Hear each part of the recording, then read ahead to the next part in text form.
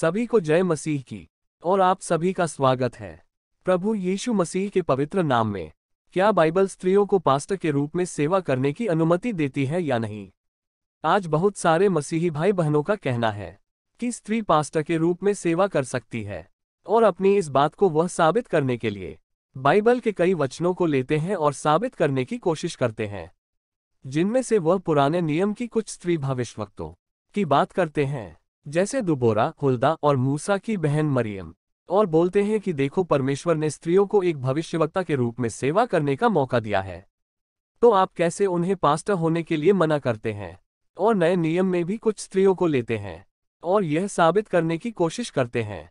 देखो नए नियम में भी परमेश्वर ने औरतों को चुना है अपनी सेवा के लिए, जिनमें से वो सामरी स्त्री प्रिस्किला और फीबे को लेकर बात करते हैं और गलातियों 3 अध्याय के 28 आयत को भी कोट करते हैं और साबित करने की कोशिश करते हैं कि स्त्री पास्टर हो सकती है।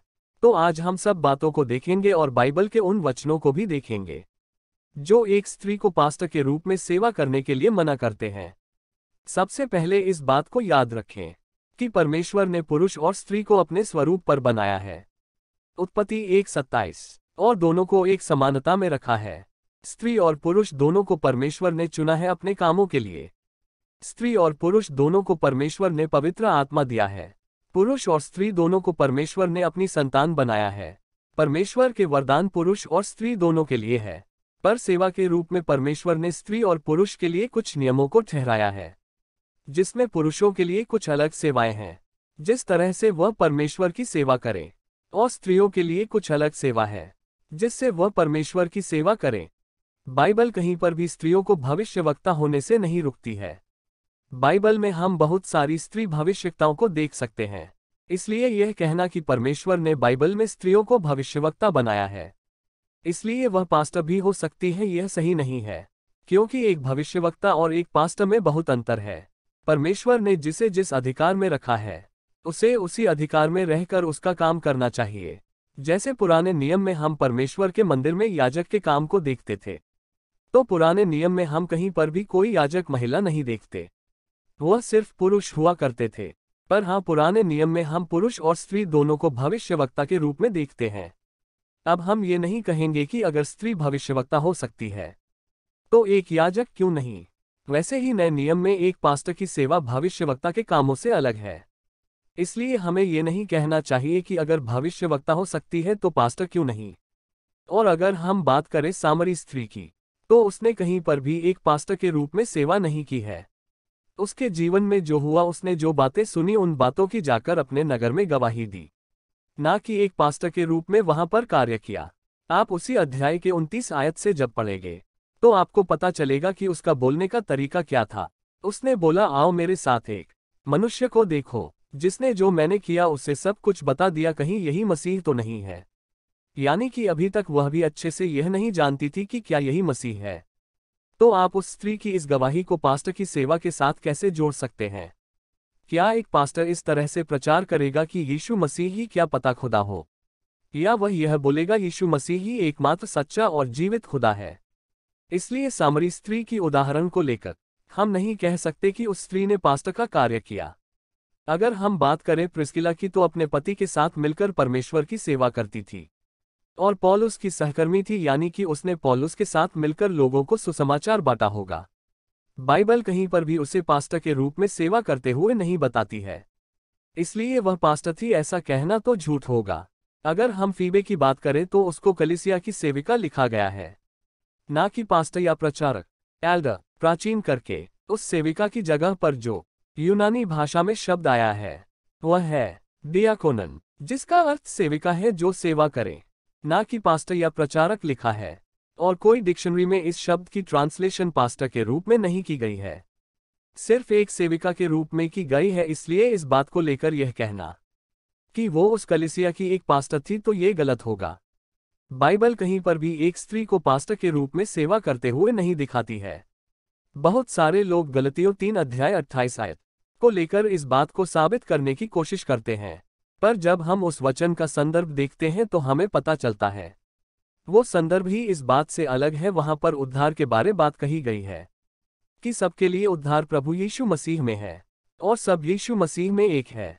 वहां पर यह कहीं नहीं कहा गया है कि स्त्री पास्टर हो सकती है। इसी तरह से बहुत सारे वचनों को संदर्भ से बाहर जाकर बताया जाता है और यह साबित करने की कोशिश की जाती है कि एक स्त्री पास्टर हो सकती है।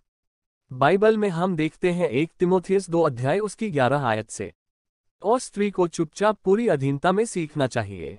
मैं कहता हूं कि स्त्री न उपदेश करे और न पुरुष पर अधिकार चलाए, परंतु चुपचाप रहे, क्योंकि आदम पहले, उसके बाद हव्वा बनाई गई, और आदम बहकाया न गया पर स्त्री बहकावे में आकर अपराधिनी हुई।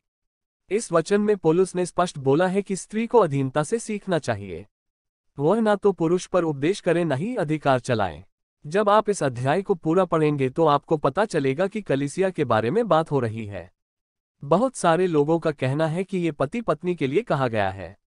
तो अगर आप इसकी 8 आयत से पढ़ेंगे तो वहां पर लिखा है कि हर जगह पर पुरुष बिना विवाद के हाथों को उठाकर प्रार्थना किया करें, और स्त्रियां भी संकोच और सुहावने वस्त्रों से अपने आप को सुवारें। तो क्या जहां पर पतियों को ही सिर्फ हाथों को उठाकर प्रार्थना करने के लिए और सिर्फ पत्नियों को ही सुहावने वस्त्र पहनने के लिए कहा गया है? जब आप इस अध्याय को पढ़ेंगे तो आपको पता चलेगा कि यह एक कलीसिया के लिए निर्देश है कि एक कलीसिया में पुरुषों को और स्त्रियों को कैसे रहना चाहिए। कुछ लोग इस वचन को लेकर बोलते हैं कि यह सिर्फ उसी टाइम की उसी कलीसिया के लिए था, पर हमें इस अध्याय में ऐसी कोई भी बात नहीं मिलती जिससे ये स्पष्ट हो सके कि यह सिर्फ उसी कलीसिया के लिए था। उसका कारण क्या है, इसी वचन में आगे दिया भी हुआ है। आप इस वचन को पूरा पढ़ सकते हैं। इसके साथ जब आप तिमोथियस अध्याय 3 को पढ़ेंगे तो 1 आयत से लेकर 7 आयत तक आपको एक पास्टर के रूप में सेवा करने वाले व्यक्ति में कौन सी योग्यताएं होनी चाहिए वह बताया जाएगा। तो यहाँ पर 7 आयत तक पुरुषवाचक शब्दों का इस्तेमाल ही किया गया है, पर जब आप 8वीं आयत पर आएंगे वहां पर आपको पुरुष और स्त्री दोनों के बारे में पढ़ने को मिलेगा, और वहां पर जो सेवा है वह डिकन की सेवा के बारे में लिखा है, यानी कि डिकन पुरुष और स्त्री दोनों हो सकते हैं। इसलिए जहां पर स्त्रियों की बात की गई है, पर ऊपर वाली लाइनों में कहीं पर भी स्त्रियों की बात नहीं की गई है, सिर्फ पुरुषों की बात की गई है।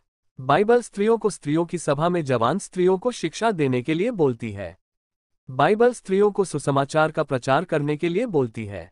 हम देख सकते हैं बाइबल में यीशु मसीह के जी उठने के बाद में सबसे पहले यह खुशखबरी को स्त्रियों ने ही लोगों तक पहुंचाया था। बाइबल कहीं पर भी स्त्रियों को सेवा करने से नहीं रुकती है, पर बाइबल ने स्त्रियों और पुरुषों दोनों के लिए अलग अलग कार्य रखे हुए हैं जिन्हें हमें उसी रीति से करना चाहिए जिस तरह से परमेश्वर का वचन हमें बताता है। इसलिए अगर कोई स्त्री परमेश्वर की सेवा करनी चाहती है तो वह जरूर करे और वचन को माने और उन सेवाओं को करे जिन सेवाओं को परमेश्वर ने अपने वचन के अनुसार स्त्रियों को दिया है। सभी को जय मसीह की। खुदा आप सबको आशीष दे।